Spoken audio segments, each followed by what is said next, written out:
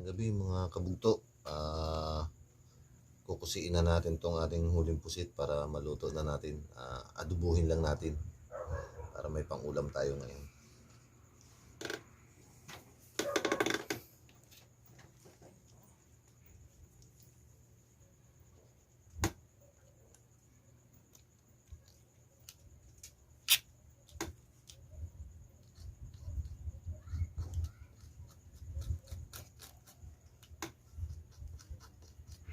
Tatanggalin muna natin yung kanyang pinakabao, yung tigas niya sa likod.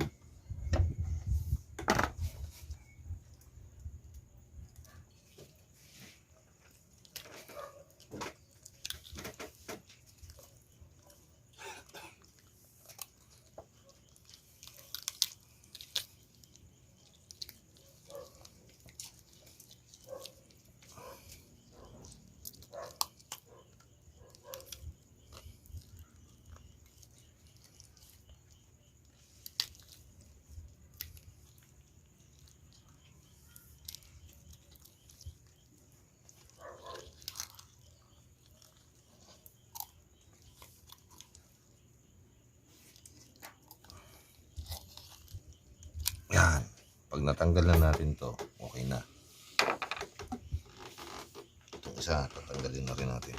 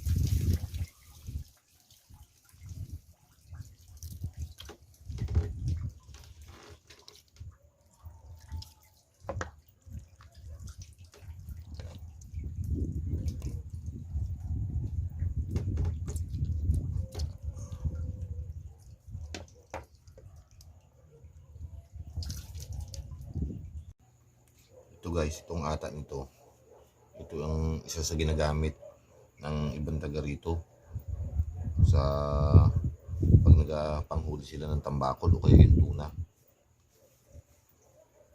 kasama sa ipinapain.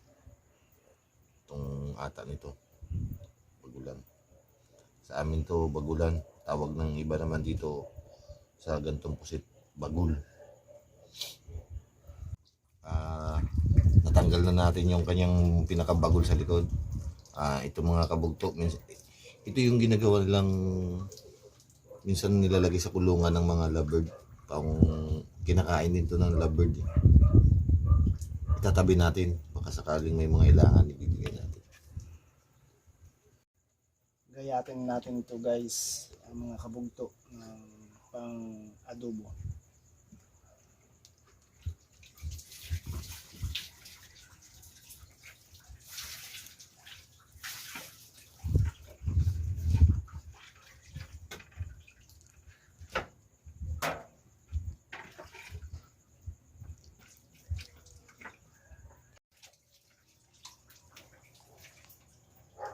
Tanggalin mo natin yung balat.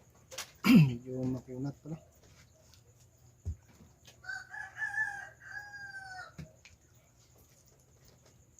Wow, tubig ah.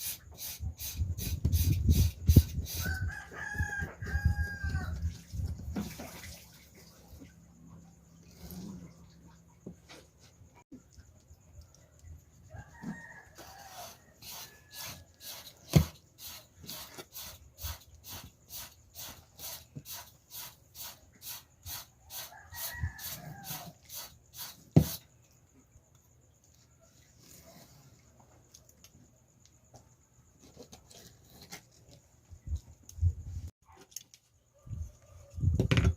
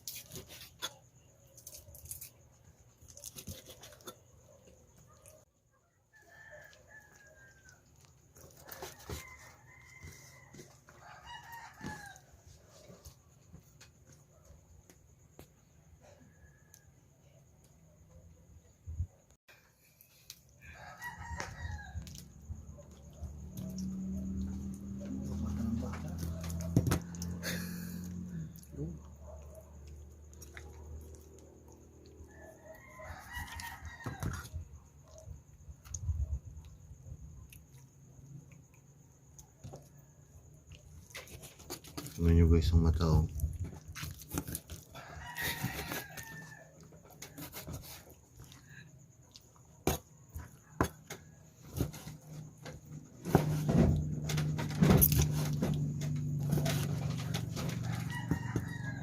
Sariwang sariwa.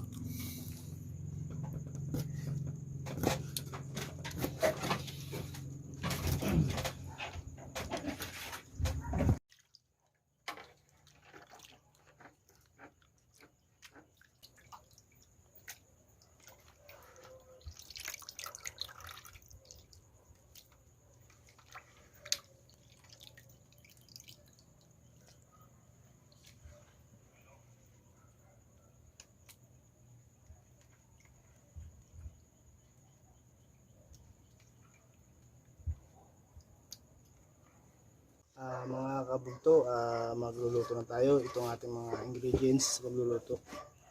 Ang bawang, sibuyas, sili, paminta, petsen, ang suka, toyo, siyempre mantika, at ang ating pusit. Magpaita tayo ng mantika sa kawali.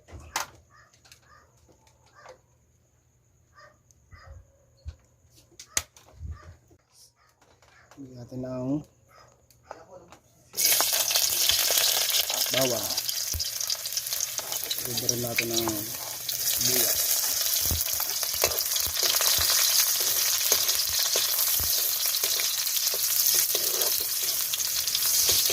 Salang natin itong ating pusit.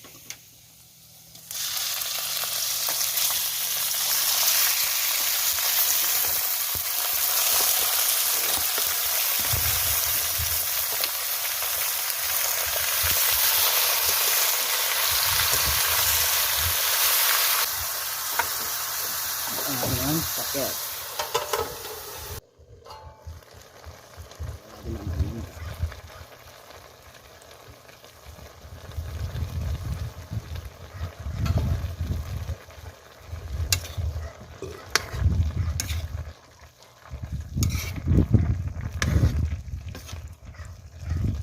Lagyan natin ng toyo. Kunti lang para kulang.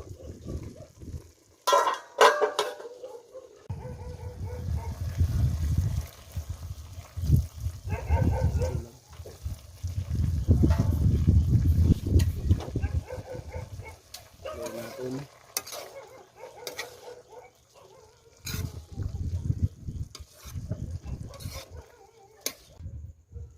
mga kabugto, lagyan natin ng ata ng pusit o tinta. Kasi yung ata na to ay namis iba ang lasa nito sa tuyo, kaya ilagay natin ito.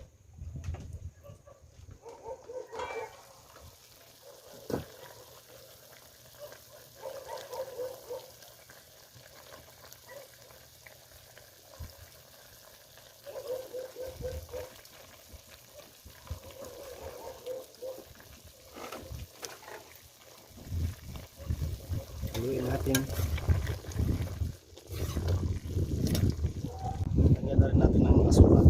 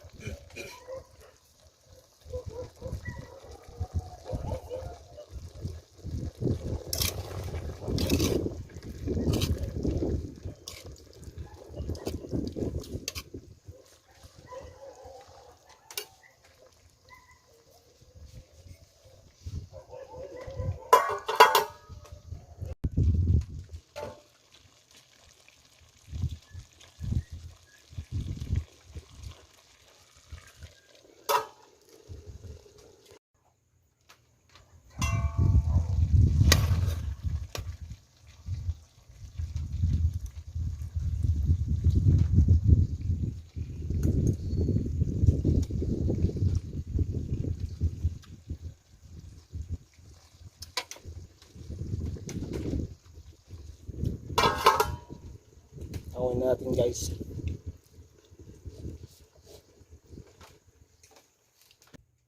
Pusayin natin guys yung kabugto, yung uliyarin nating isda at ating may pirito.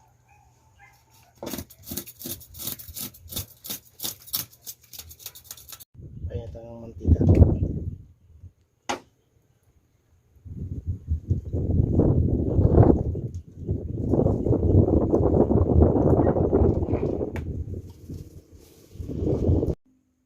Salang na natin yung ating isda.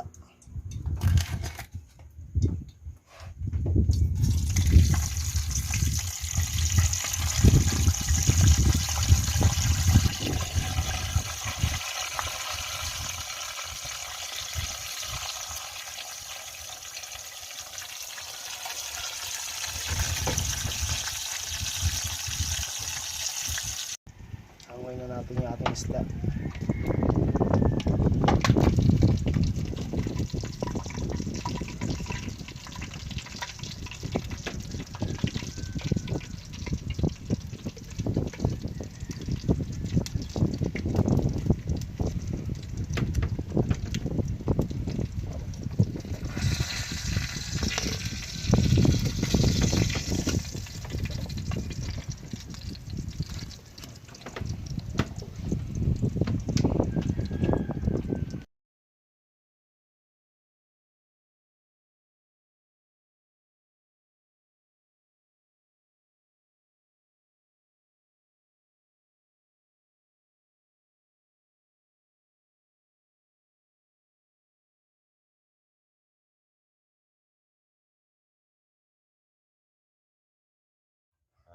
Magandang gabi mga kabugto. Tapos na tayo magluto ng ating ulam. Pasalamatan muna natin ito bago tayo kumain. Panginoon, maraming pong salamat sa pagkain ito sa aming harapan. Ako'y maging kapala at kalakasan ito ng aming katawan. Marami rin pong salamat sa pag-iingat mo sa amin, sa ginawa namin pag-vlog ng pang-ulam ito, Panginoon. Kasi kung paano binabalik ang mataas na papurit ka sa salamat sa pangalan ni Jesus. Amen. Kabugto, kain po tayo. Kain tayo. Kain po. Sige ako naman. Gaunan pa eh, no? Baka mangyayat ako kaya nauna na.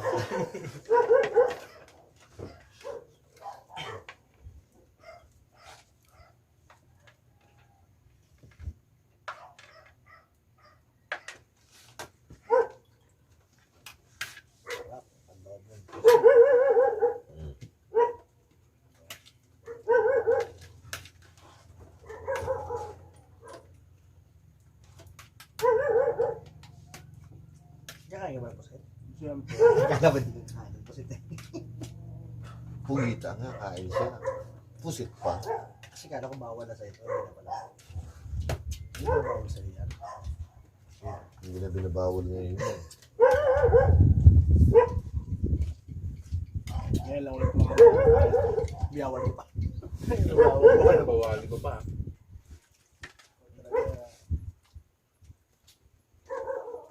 Ito yung klase ng pusit na ano.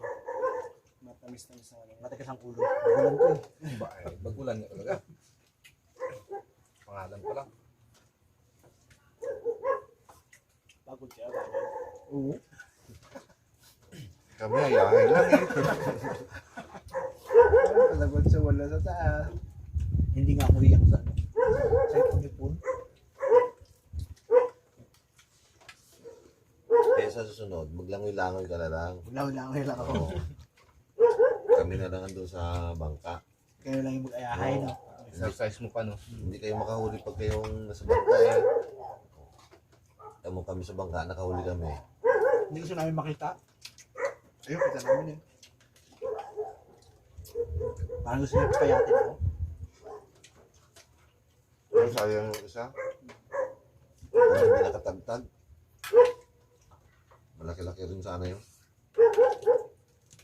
Dapat talaga dun may, may salok tayo eh. Para pagbatak ng ganun. Pansalok para hindi makawala. tayo ng sipaw. Gawa ka ng 5 ha, para may reserva tayo isa. Di ba kamasaya ka doon? Ayun nga, di ba nandiyan na kanina nung nakaraan. Nagbabalak na ako gumawa. Nakakalimutan ko kasi yung steel barbus pa eh. Steel bar. Ano? Buti nga ba yung pusit na yan? Talagang para sa atin talaga kasi minto pa siya eh. Ba't kung tayong dalawa, wala tayong nahuli. May balat ka eh. Ayos ka. Ako lang tigasagwan eh. Pero balat ka nga. Huwag mo siya pinakutira mo yung balat mo. Naligo, natanggal. Nagpalit silang dalawa. Nakahuli kami. Wala may pakang anuhin, kamtiin. Change court lang pala kailangan. Ayos na yan. Siguro mga ano sa amin kanina, mga 8 dawi. Hindi na tamaan yung iba. Hindi lang natama ng maganda. Sabi kasi ni Gilbes, tagahap,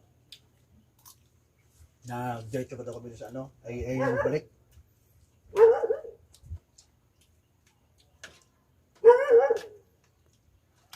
Diretso sana kami doon, kaya doon lang malayo na. Eh doon kayo sa barko eh. Barko ng Gambia. Buti hindi kayo giburis na kayo. Malayo nga, daanan ng barko eh. Dawi talaga doon. Dawi. Daan na barko kayo eh.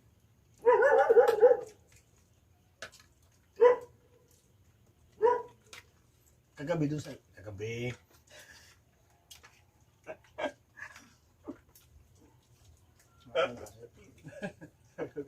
Parang gabi. Saan mo galing nga gabi? Ay, pinuntahan ka kagabi no?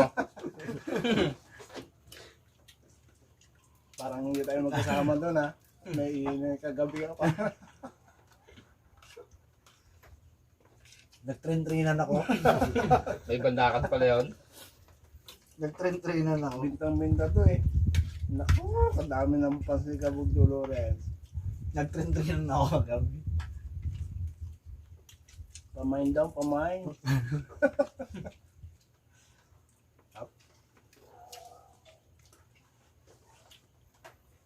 Iba talaga lasa ng bagulan na yun sa Pusit Kalawang.